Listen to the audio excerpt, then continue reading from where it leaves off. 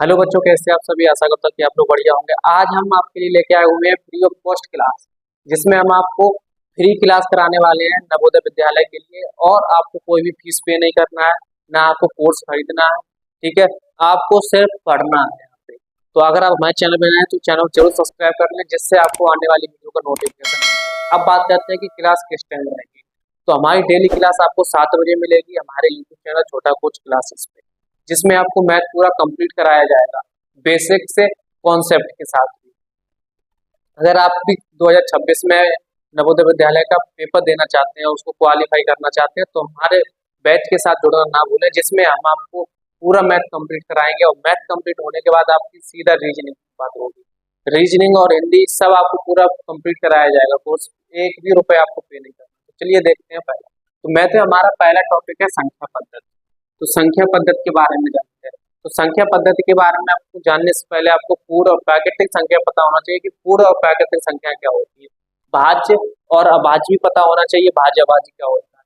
ठीक है, उसके बाद सम और विषम होता है। तो सम और विषम भी आपको पता होगा। जिन बच्चों को नहीं पता है वो ध्यान से सुनेंगे, और जिनको पता है वो शांति से सिर्फ देखेंगे। तो अब हम देखेंगे पूर्ण संख्या और प्राकृतिक संख्या। तो हम पहले प्राकृतिक संख्याएं देखेंगे, उसके बाद हम पूर्ण संख्याएं। वे संख्याएं जिनको हम वस्तु को गिनने के लिए प्रयोग करते हैं। तो वस्तु को गिनने के लिए कैसे प्रयोग करते हैं, जैसे मान लीजिए हमारे पास ये मार्कर है एक, तो हमने इसको गिना कि ये हमारे पास कितने मार्कर है, एक। हमने ये कर दिया, ये हमारे पास कितने, दो। तो हमने किसी वस्तु को गिनने के लिए क्या किया, जिसका हमने प्रयोग किया। तो प्रयोग हमने किसका किया, गिनती का, जिसको हम प्राकृतिक संख्या बोलते हैं। तो ये हमारी प्राकृतिक संख्या होती है। प्राकृतिक संख्या हमारी होती है एक से स्टार्ट। प्राकृतिक संख्याएं आपकी एक से स्टार्ट होती है, 1, 2, 3। ठीक है, तो ये हमारी प्राकृतिक संख्याएं। और इस प्राकृतिक संख्या को बोला जाता है नेचुरल नंबर। Natural number. ठीक है, प्राकृतिक संख्याओं को नेचुरल नंबर बोला जाता है। अब हम समझते हैं पूर्ण संख्या क्या होती है। तो पूर्ण संख्या को बोला जाता है whole number. Whole number. Whole number. अब देखो पूर्ण संख्या, हमने इसमें अभी सुना था कि प्राकृतिक संख्या वे संख्या जिनको हम वस्तु को गिनने के लिए प्रयोग करते हैं। अब पूर्ण संख्या में क्या होता है, पूर्ण संख्या में जो जीरो के साथ लिखा जाता है। ठीक है, वे संख्या जिनको हम जीरो सहित लिखते हैं, तो वे हमारी कैसी होंगी, पूर्ण संख्या। तो जिसमें हम लिखेंगे 0, 1, 2, 3 ... ये ऐसा ही। तो पूर्ण संख्याएं आपकी वे होंगी जिसको हम जीरो के सहित लिखेंगे, तो जीरो के साथ लिखेंगे, वे हमारी पूर्ण संख्या होंगी।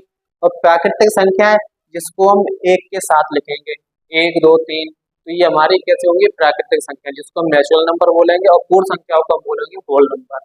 अब बात करेंगे हम अपने सम और विषम पे। सम संख्या, सम संख्या और विषम संख्या। विषम संख्या। अब देखो, सम संख्या वो संख्या होती है जिसमें हम दो से विभाजित करते हैं और पूरा पूरा विभाजित हो जाता है। तो देखो, सम संख्या में हम जैसे लिखेंगे 2, 4, 6, 8, 10। तो ये हमारी ऐसे डॉट डॉट डॉट चलता रहेगा। अब सम संख्या है वे संख्या जिसको हम दो से विभाजित करते हैं और पूरी पूरी विभाजित हो जाती है, वे हमारी सम संख्या कहलाती है। सम संख्या आपको समझ में आ गया होगा। अब चलते हैं विषम संख्या पे। तो विषम संख्या में आपका वो होता है, इसका सम का बिल्कुल विपरीत होता है।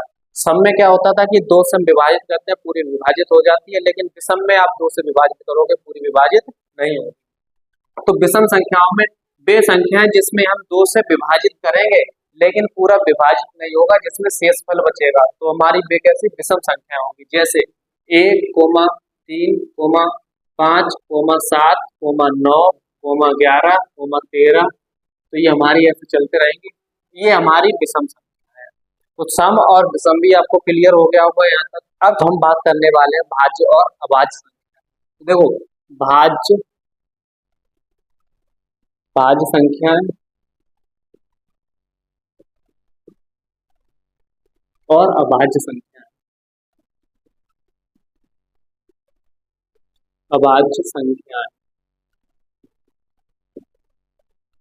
अब देखो भाज्य में क्या होता है, तो भाज्य में ये एक प्राकृतिक संख्या है, मतलब ये एक बड़ी प्राकृतिक संख्या है जो एक तथा अन्य प्राकृतिक संख्याओं से कम संख्याओं से विभाजित होती है, उसे हम भाज्य संख्या कहते हैं। अब भाज्य संख्या कैसे, जैसे 4, तो 4 आपकी एक कैसी है, भाज्य संख्या, क्योंकि ये एक से तो विभाजित होगी, लेकिन ये 2 से भी विभाजित हो जाएगी, जिससे हम सम बोलते हैं।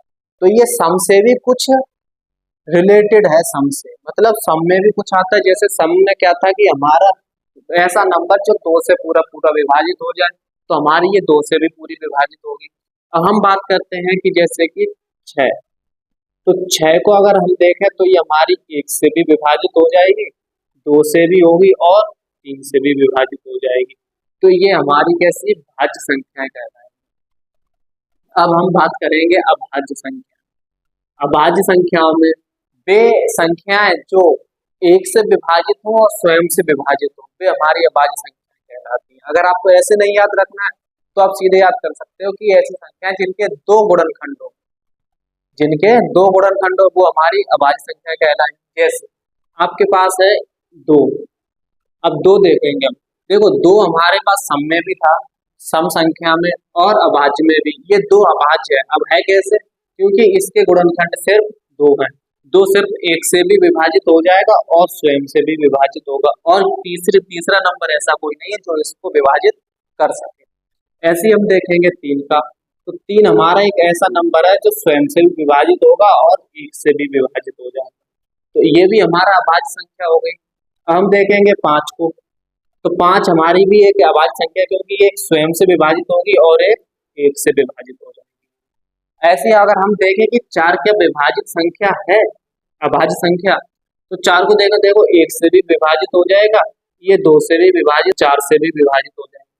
तो ये हमारा एक अभाज्य संख्या नहीं है, क्योंकि हमारा अभाज्य संख्या वो संख्या होती है जिसके 2 गुणनखंड हो, जो 1 से विभाजित हो और स्वयं से विभाजित। लेकिन ये 1 से तो विभाजित हो रही है, लेकिन ये 4 से भी स्वयं से है, लेकिन ये फिर 2 से भी विभाजित हो रही है, इस वजह से अभाज्य संख्या नहीं है। तो आपको भाज्य अभाज्य की समझ में आ गया होगा। अब चलिए चलते हैं अपने 1-2 प्रश्न देखेंगे इसके, कि अभाज्य संख्या और भाज्य संख्या, सम और विषम और प्राकृतिक संख्या और पूर्ण संख्या हमने पूरा कंप्लीट कर लिया है। अब देखेंगे बच्चों हम, जैसे 7, 6, अब ये हमसे पूछ रहा है कि क्या ये एक सम संख्या है, हमें ये बताना है क्या ये एक सम संख्या है। तो हम इसको देखें कि हाँ ये सम संख्या है, लेकिन हम इसको पहचाने कैसे कि सर हमने पढ़ा है कि जिसमें हम 2 का भाग देते हैं, जिसको 2 से विभाजित करते हैं, अगर वो पूरा पूरा विभाजित होता है तो हमारी वो सम संख्या है, अगर 2 से पूरा पूरा विभाजित नहीं होता तो हमारी एक विषम संख्या है।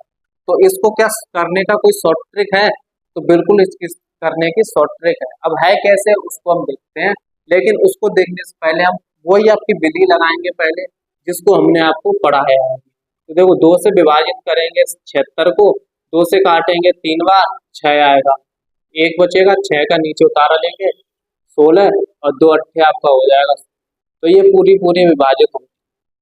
अब सर हम इसको शॉर्ट कैसे कर सकते हैं कि देखें और सीधा आंसर आ जाए। तो देखो प्रश्न को देखो और सीधा आंसर आ जाए। हमने आपको सम में कुछ लिखाया था कि आपको ये याद करना है, कि याद क्या करना था, जो 0, 2, 4, 6, 8 ऐसे आपका चलेगा। अगर आपको ये याद होगा कि हमने अभी आपको पढ़ाया था तो आप कर सकते हो आराम से। अब करेंगे कैसे, देखो तो बच्चों ध्यान से देखना है कि अगर हमें पीछे संख्या के पीछे कहीं पे भी 0 मिल जाए तो हम इसको पहचान सकते हैं कि सर ये सम संख्या होगी। हमें ये करने की कोई जरूरत नहीं, हम 0 से पहचान लेंगे कि सर ये सम संख्या है। क्यों सम संख्या है, क्योंकि सर ये सम के परिवार का ये सदस्य है। किसके परिवार का है, सम संख्या के परिवार का सदस्य है, क्योंकि 0 सम संख्या के परिवार में है। अगर हमारे पास आ जाए 8708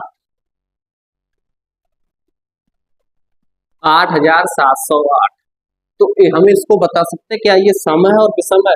तो सर हम बिल्कुल बता सकते हैं, क्योंकि हमने पढ़ा है सम के परिवार में 8 आ रहा है तो इसमें भी 8 है, ये आपका एक सम नंबर है, सम संख्या है।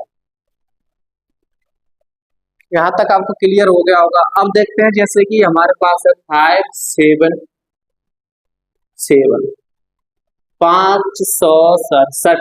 अब हमें ये बताना है कि सर ये सम संख्या है या विषम संख्या है। तो बच्चों हम इसको देखें क्या ये सम है या विषम है, हम दोनों में से। तो पहले हम ये देखते हैं क्या 7 हमारे सम के परिवार का है या नहीं। तो देखो 0 था, 2, 4, 6, ये हमारे सम के परिवार के हैं, लेकिन 7 तो ये हमारे परिवार का है ही नहीं। तो ये कौन से परिवार का है, तो सर ये हमारा है विषम परिवार का, जिसमें हम 1, 3, 5, 7, 9, 11 ऐसे आपका चल रहा था। तो ये हमारा एक कैसा है, विषम संख्या। ये आपको समझ में आ गया। ये आपकी सम संख्या नहीं, ये विषम संख्या है, जिसको आप देख के सीधा सीधा आंसर कर सकते हो। जैसे हमने लिखा 661, वो 661, क्या ये हमारी सम संख्या है? नहीं सर, क्योंकि ये हमारी एक कैसी है, विषम संख्या है। अब कैसे बता सकते हैं आप विषम संख्या है?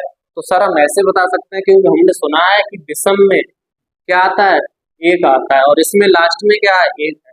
तो इस वजह से ये कैसी है, विषम संख्या। हम देखेंगे 17 को, तो 17 एक आपकी कैसी है, विषम संख्या है। लेकिन ये विषम तो है, विषम के साथ साथ ये अभाज्य भी है आपकी, अभाज्य, अभाज्य संख्या। अब अभाज्य क्यों है सर, और ये विषम है, विषम भी है और अभाज्य भी है। देखो अभाज्य, अभाज्य का नियम था कि जिसके दो गुणनखंड हो, एक तो एक से कटे और एक स्वयं से कटे। तो 17 को अगर हम काटेंगे तो ये एक से भी कट जाएगा, और ये सर 17 स्वयं से कटेगा, और कोई ऐसा नंबर नहीं है जिसमें दम हो ये 17 काट दिया। तो ऐसा कोई नंबर है ही नहीं जिसमें 17 कट जाए। तो 17 तो स्वयं से कटेगा और एक से कटेगा, तो ये एक हमारा अभाज्य संख्या भी है, ये आपको याद रखना।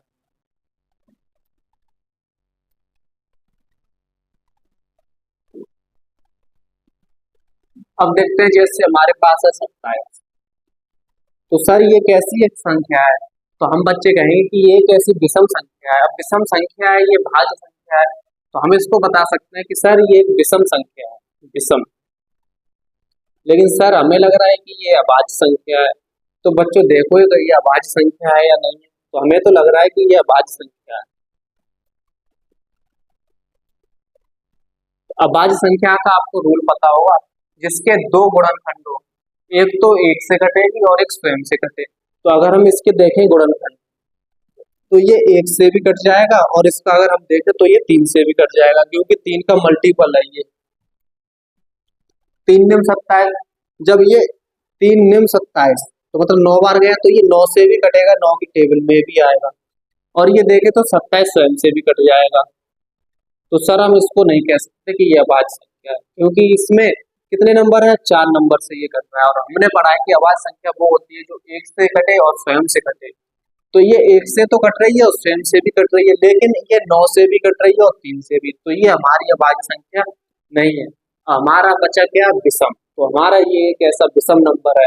विषम नंबर की कंडीशन क्या होती है, विषम वो संख्या होती है जिसमें हम 2 से पूरा पूरा विभाजित करते हैं, लेकिन वो विभाजित नहीं होती है, जिसमें एक शेषफल बच जाता है या कुछ अन्य शेषफल आता है। तो वो हमारी कैसी है, विषम संख्या। तो 27 एक हमारी विषम संख्या है। अगर हम देखें क्या 54 हमारी एक विषम संख्या है, तो नहीं सर, ये 54 विषम नहीं है। क्यों नहीं है, हमने पकड़ लिया सर, क्योंकि ये सम के परिवार का है। 4 किसके परिवार का है, सम के परिवार का। और अगर हम देखें यहाँ पे 5055, तो 5000 अगर हम 55 को देखें तो 5055 ये एक ऐसा नंबर है, तो सर ये विषम नंबर। विषम नंबर कैसे है, क्योंकि सर ये जो 5 है लास्ट में, हमने 5 को पकड़ा क्योंकि ये कैसा है, विषम के परिवार का। तो ये हमारा एक विषम नंबर है।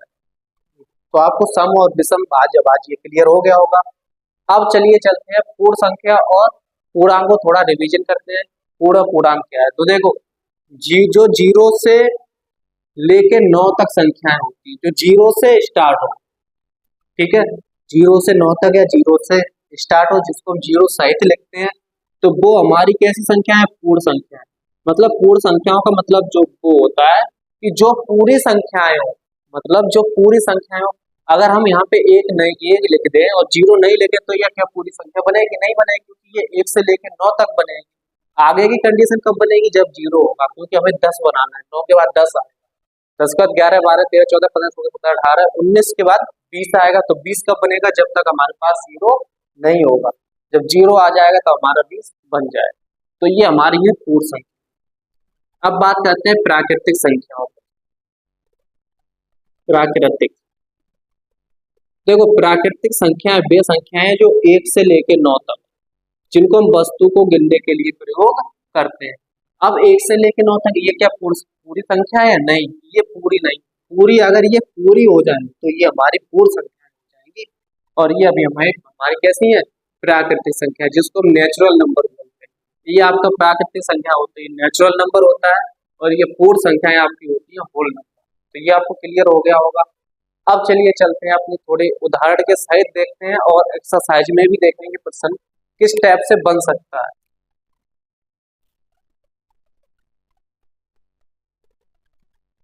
तो बच्चों देखो, पहला प्रश्न आता है कि जैसे कि आपको शब्दों में दिया जाएगा, जैसे 5505 लिखना है, तो वो आपको अंकों में लिखवाएगा। जैसे यहाँ पे लिखा है क्वेश्चन नंबर 1,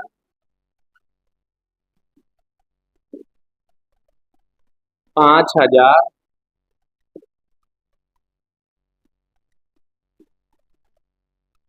505। बिल्कुल बेसिक से लेके चलेंगे आपको, बस आपको जितना भी करा है वो आपको नोट करते हुए चलना साथ साथ।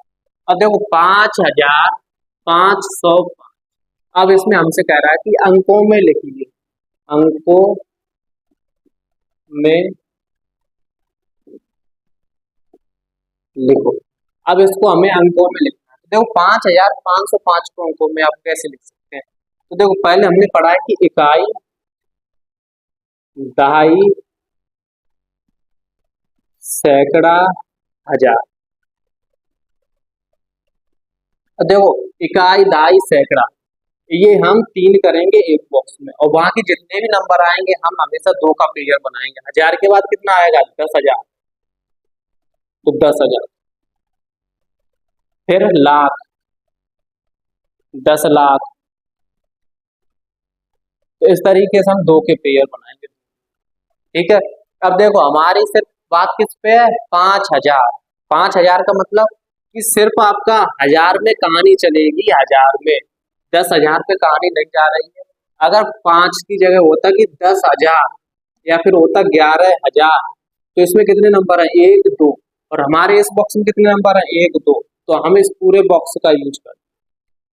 अभी किस पे? 5 पे कहानी की 5,000, तो हमारा एक नंबर है तो 5,000 इस पे आएगा।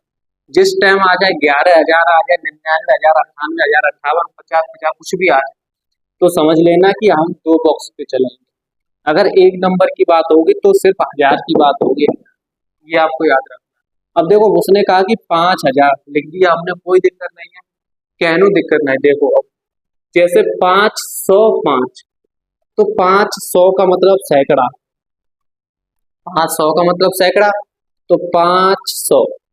100 में आपको पता है कि देखो 5,000 आपका ऐसे ही लिखा जाएगा, 500। अब कितना बोला है इसने? 5, 500 हो गया, फिर 5, तो 5। क्या इसको आप ऐड नहीं कर सकते हो? 505, तो हम इसको लिख सकते हैं 5505, जिसको हम बोले 5,505। आप इस तरीके से लिख सकते हो। आपको ऐसे देख सकते हो कि सर, हम ऐसे भी चेक कर सकते हैं कि हमारा सही है या गलत। ठीक है। अब जैसे हमसे कोई बोलता है कि 6,000,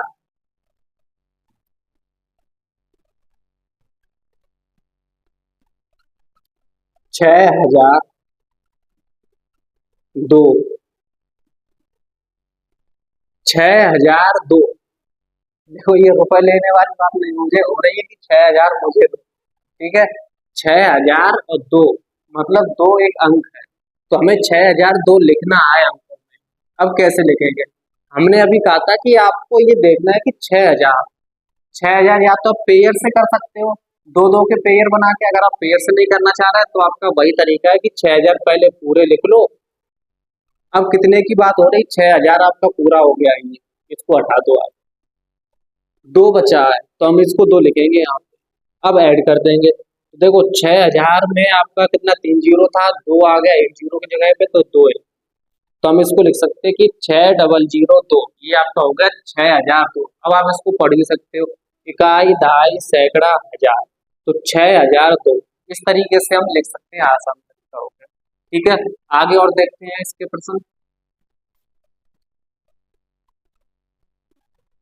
40,000, 40,000 804। अब देखो 40,804 लिखना है। जब 40,804 लिखना है तो हमने कहा था आपको पेयर बनाने के लिए, तो हम पेयर से भी देखेंगे और उस ऐड वाले जोड़ से भी हम देखेंगे। तो देखो 40,000, अब 40,000 देखो 10,000 था हमारा दो पे पेयर में, 10,000, उसके बाद सैकड़ा आया था, दहाई आया था, इकाई आया, इकाई दहाई सैकड़ा हजार, 10,000। तो हमारी हजार पे बात चल रही है तो अभी हम हजार पे चलेंगे, जब लाख पे आएगी तो आगे भी बढ़ा सकते हैं लाख पे। तो देखो 40,000, हम 40 को लिखे ऐसे आएंगे, दो अंक है, दो पेयर हैं इसमें, देखो दो बॉक्स, ठीक है, दो लोग इसमें हैं, दो लोग इसमें, तो 40,000 को हम सीधा सीधा लिखेंगे 40,000। ठीक है, सैकड़ा तो 800, सैकड़ा 100, सैकड़ा 100, तो सैकड़ा 800, 800, 800 में डबल जीरो होगा, डबल जीरो होगा, बिल्कुल हम डबल जीरो रखते हैं अभी। ठीक है, फिर कितना है 4। अब देखो अगर पीछे 4 आया है तो 4 का मतलब ये एक वर्ड आया, तो हमें एक जीरो हटा के यहाँ पे क्या रखेंगे 4। ठीक है, अगर वो यहाँ पे 4 की जगह बोलते 13 है तो फिर क्या करोगे, 13, तो देखो 13 बोल देगा, कोई दिक्कत नहीं, 13 में दो वर्ड आएंगे तो हम दो जीरो यहाँ से हटाएंगे, सीधा सीधा हम 13 लिख देंगे, तो इस तरीके से आपका बन जाएगा। अब हम इसको देखते हैं जोड़ वाले तरीके से। तो देखो 40,000, तो पहले हम 40,000 लिखेंगे, तो 40 हो गया, 1 2 3 0, 40,000। उसके बाद हम देखेंगे 800, तो दो जीरो और 800 हो गया, अब 13, तो 13, अब इनको नीचे ऐड कर देंगे, 3 1 8 0।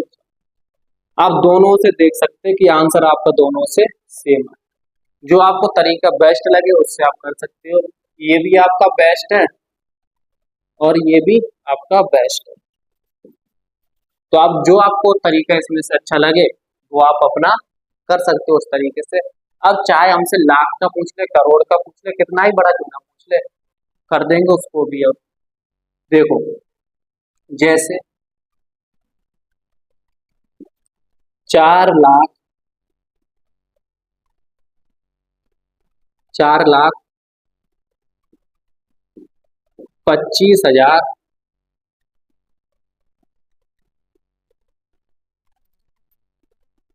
317।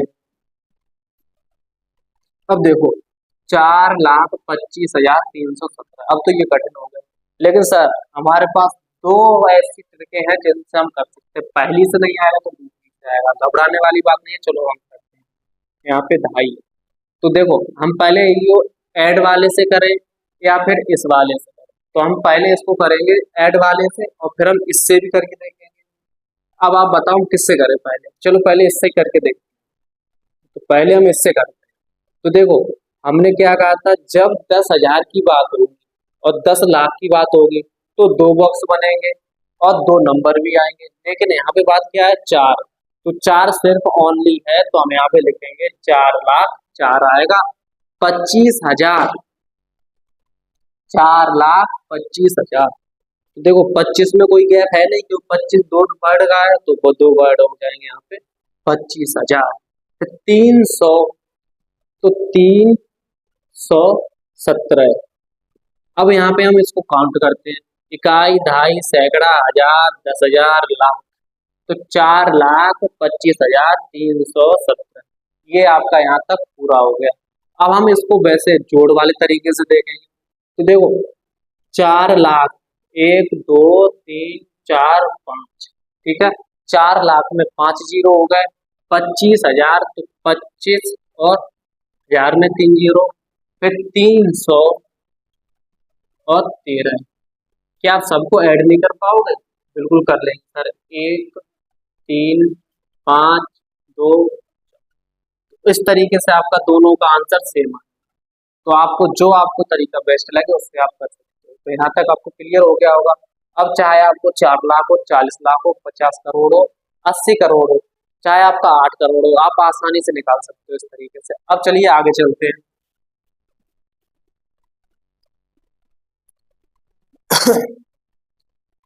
Question number 2। अब देखेंगे स्थानीय मान। स्थानीय मान,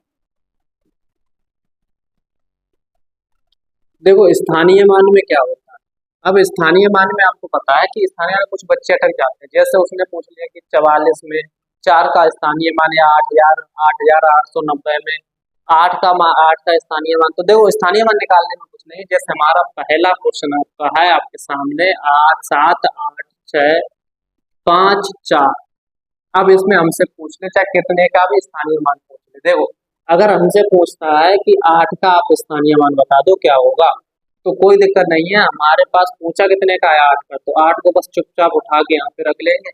8 के पीछे जितने भी बैठे हैं उन सबको बस दावत में एक एक रसगुल्ला बरस देंगे। तो 1 2 3, 1 2 3 निकल आया स्थानीय। इस तरीके से आप स्थानीय मान निकाल सकते हो। अब चाहे किसी का क्यों ना पूछे, कितना भी बड़ा नंबर हो, जैसे 8 7 6 5 6 4 3 2 1। अब इसमें मान लो आपसे पूछ रहा है कि 6 का स्थानीय मान बताओ, तो कोई दिक्कत नहीं है। 6 कितनी बार हम निकाल देंगे, तो 6 का लो, 2 6 है, दोनों 6 का निकाल दो, 6 तो लगेगा ही लगेगा। 2 और 2 4, 4 लोग हैं, एक एक बांट दो सब। इस 6 पे देखो, इस पे देखो, 2 2 4 2 6, 6 लोग हैं तो 6 एक एक बांटो। तो इस तरीके से आप स्थानीय मान निकाल सकते हैं, चाहे कितना ही बड़ा नंबर हो किसी का निकलवा है। ठीक है, तो इस तरीके से आप स्थानीय मान निकाल सकते हैं। अब देखो हम इसको करने का आपको एक तरीका भी बताते हैं और ये शॉर्ट ट्रिक भी आपको बता दिया। इसका बेसिक नियम क्या होता है, तो देखो अगर हम इसको नियम से करेंगे तो आपका लॉन्ग हो जाएगा और हमें नवोदय का पेपर भी देखना है।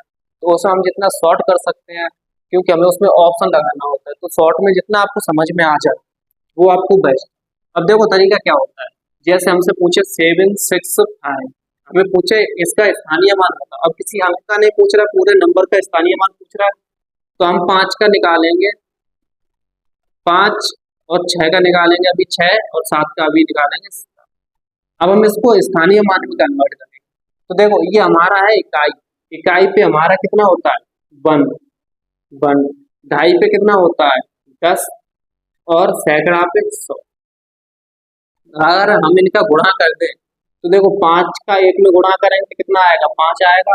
अगर 6 का 10 में गुणा करेंगे कितना आएगा 60 आएगा। अगर 7 का 100 में गुणा करेंगे तो हमारा 700 आ जाए। तो इस तरीके से हमारा स्थानीय मान निकाला जाता है। लेकिन ये हमने आपको जो रसगुल्ले वाली ट्रिक बताई, ये आप मत बताना कि पता चले ये रसगुल्ले वाली आपको टीचर आपसे पूछे और आप बोले कि सर रसगुल्ले बांट दो पीछे जितने भी लोग, पता चले आपको भी मिल जाएगी रास्ते। तो ठीक है, ये आपको नहीं बताना है। अगर आपको तरीके फॉर्मूले से करना है तो आपका यही तरीका बेस्ट है कि आप इस तरीके से कर सकते हो। आपको स्थानीय मान कैसे निकाला जाता है, ये सिर्फ आपकी शॉर्ट ट्रिक है जिससे आप आसानी से बता सकते हैं कि सर इसका इतना होगा बिना कॉपी। तो आगे चलते हैं।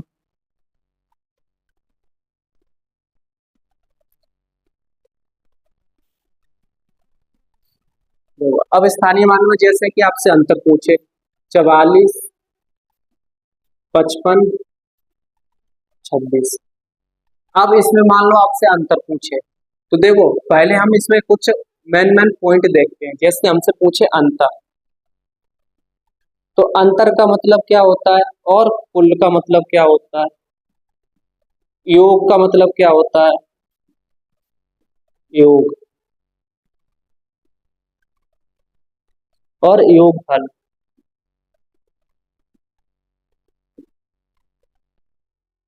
अब देखो इतने हम देखें कि इसमें इसका मतलब क्या होता है योग का और योगफल का कुल और अंतर। देखो कुल कितना और कुल कितना, मतलब ये दो अंतर से बनता है।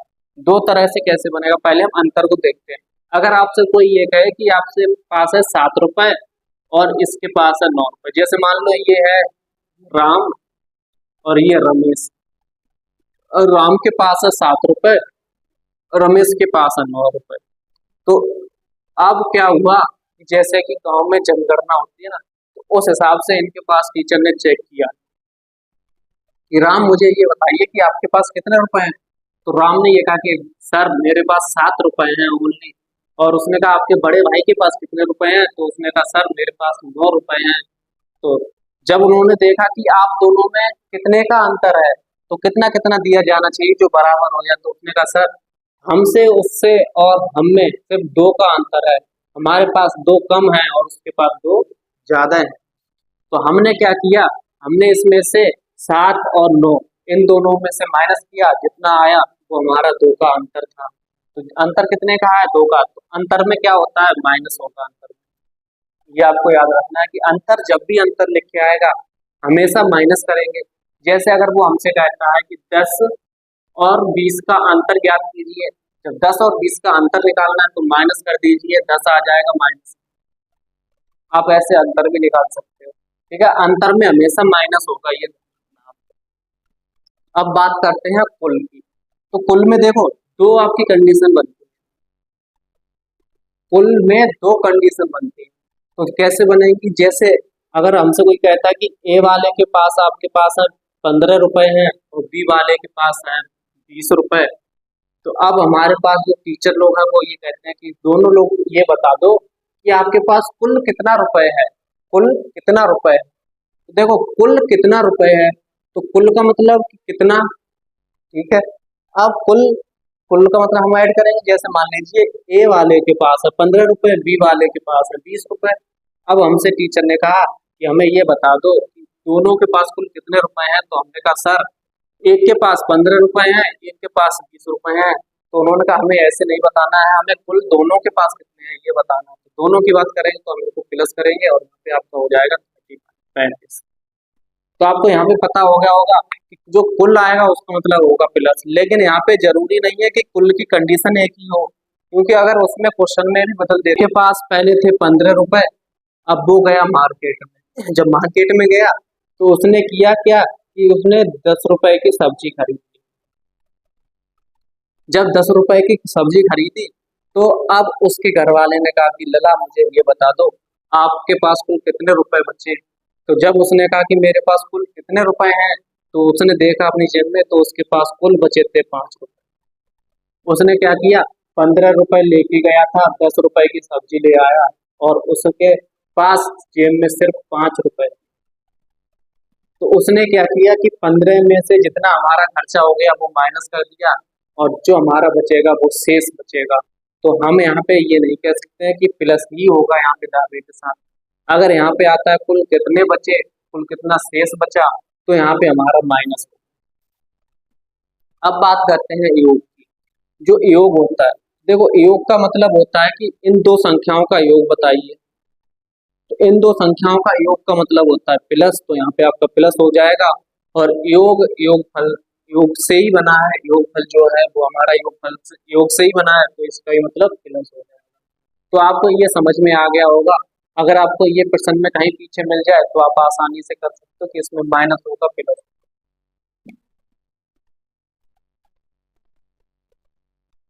अब देखते हैं स्थानीय मान में, जैसे प्रश्न नंबर 27 23 544।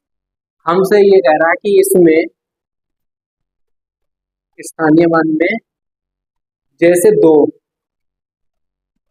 दो का अंकों में लिखते हैं इसको, दो का अंतर बताओ। अब हमें इसमें दो का अंतर बता, देखो दो का अंतर निकालने के लिए पहले आपको ये पता होना चाहिए कि दो का स्थानीय मान कितना होगा। तो दो का स्थानीय मान अगर हम यहाँ पे निकालते हैं तो दो के पीछे कितने लोग हैं, 4 लोग हैं। तो हम यहाँ पे दो के पीछे 4 लोग हैं तो 4 जीरो रखेंगे। और इस दो के पीछे देखेंगे तो इस दो के पीछे 2 और 2 4 और 2 6, तो दो के पास 4 और 2 6 जीरो। अब हमें पूछा कि इसमें अंतर बताइए। अंतर का मतलब होता है माइनस। जब माइनस की बात होगी तो बड़ी वाली संख्या ऊपर रहेगी और छोटी वाली नीचे। तो बड़ी कितनी है आपके पास? 2। 2 और 6 जीरो। 1 2 3 4 5 6। अब हमें माइनस करना है 2 और 4 जीरो को, तो 1 2 3 4 और 2। इसको हम माइनस करेंगे, पीछे वाला जीरो का जीरो ही रहेगा आपका। अब क्या करेंगे, यहाँ से लेंगे उधार, यहाँ पे हो जाएगा 10 में से 2 जाएगा 8 बचेगा, यहाँ बचेगा 9, यहाँ 1। तो हमारा ये अंतर जो निकल के आया वही आपका आंसर है। इस तरीके से आप अगर अंतर पूछेगा तो हम अंतर निकाल देंगे। अगर आपसे कुल पूछे, लेकिन आपको इसमें कंडीशन भी देखना होगा कि कुल कितने बचे तो माइनस होगा, और कुल कितना है तो इसमें प्लस होगा। अगर कुल कितना है तो इसमें प्लस हो जाएगा। अब प्लस करेंगे तो आपको पता है कि इसको अगर हम ऐड करेंगे, जब हम इसको ऐड करेंगे तो 0 0 0 0 2 0। तो इस तरीके से हमारा ये कुल पूछेगा तो इस तरीके से हम इसको जोड़ देंगे। अगर यहाँ पे हमसे पूछेगा कि योगफल क्या होगा, योगफल, तो योगफल में भी आपको पता है प्लस होगा, तब भी हम इनको दोनों को जोड़ देंगे और अगर अंतर पूछेगा तो माइनस होगा। तो इस तरीके से आपका स्थानीय मान पूरा कंप्लीट हो गया। अब इसमें 1 2 प्रश्न रह गया, वो भी हम आपको करा देते हैं इसके।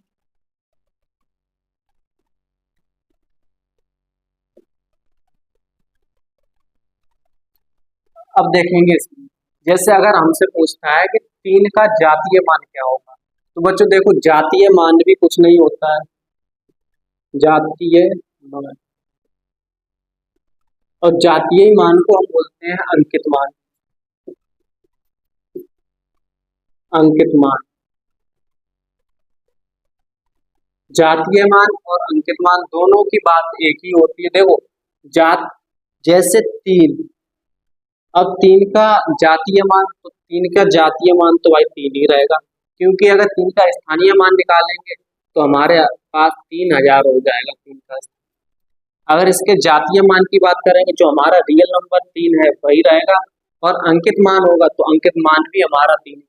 इस तरीके से आप कर सकते हो आसानी से। अब आपका स्थानीय मान में ऐसा कोई प्रश्न नहीं रहा जो आप कोई एग्जाम में इससे अलग कुछ पूछे। तो इस तरीके से आपको पूरा कंप्लीट करा दिया हमने स्थानीय मान। अब चलिए मिलते हैं आपसे अगली क्लास में, जैसे में हम आपको एक्सरसाइज पे लेके चलेंगे और कुछ फॉर्मूले भी बताएंगे। तो अगर आपको वीडियो पसंद आया तो वीडियो को लाइक करें और चैनल सब्सक्राइब जरूर कर लें, जिससे आपको आने वाली वीडियो का नोटिफिकेशन मिले। लेकिन एक बात आपको याद रखना है कि डेली आपको 7 PM पे क्लास में जुड़ना है। डेली आपको 7 PM पे क्लास में जुड़ना है। आप अलार्म सेट कर दीजिए 7 PM का, जिसमें हम आपसे मिलेंगे एक मैराथन के साथ, जिसमें हमारी मैथ की मैराथन, जिसमें फ्री ऑफ कॉस्ट पूरा मैथ कंप्लीट कराएंगे। चलिए मिलते हैं अगली क्लास में।